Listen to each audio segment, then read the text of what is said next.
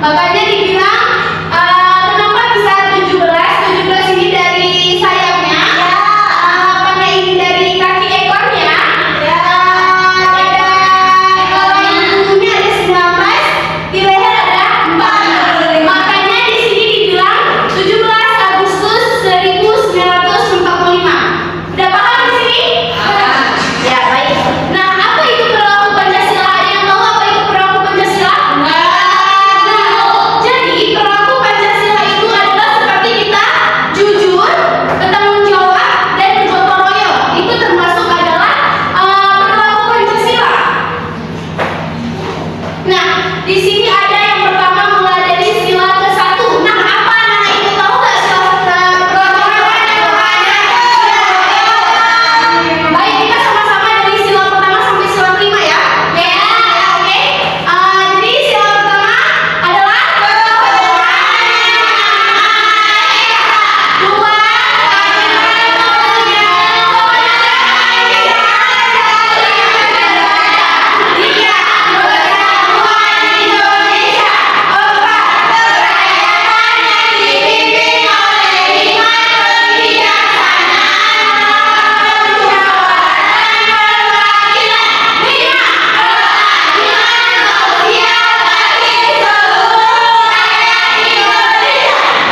Nah, jadi di sini ada yang sila pertama adalah ketuhanan yang Maha Esa, yang mana di sini kita disuruh beriman kepada Tuhan kita masing-masing. Seperti kita agama Islam ya, kita harus menghormati secara teman. Misalnya kayak di sekolah itu ada yang berbeda-beda teman, kita harus menghargai, tidak boleh nggak boleh ngejek ataupun kita tuh kayak mana ya maksudnya? Bully. Nggak boleh kayak gitu. Kita tuh harus bersama bertoleransi.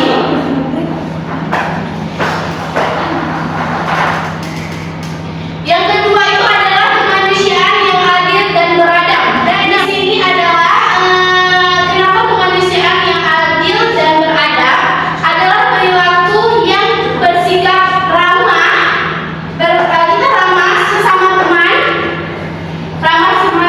dan membela teman, dan tidak boleh kita membeda-bedakan teman. Itu yang dimaksudkan kemanusiaan yang adil dan beradab. Dan yang ketiga ada lihat ke depan, yang ketiga ini apa? Persatuan Indonesia. Nah, jadi kita Persatuan Indonesia itu kita menghormati simbol negara yang berbeda-beda. Misalnya ada orang Kristen, Islam, Buddha, kita tuh harus menghargai sesama. Nggak boleh kita berjejer.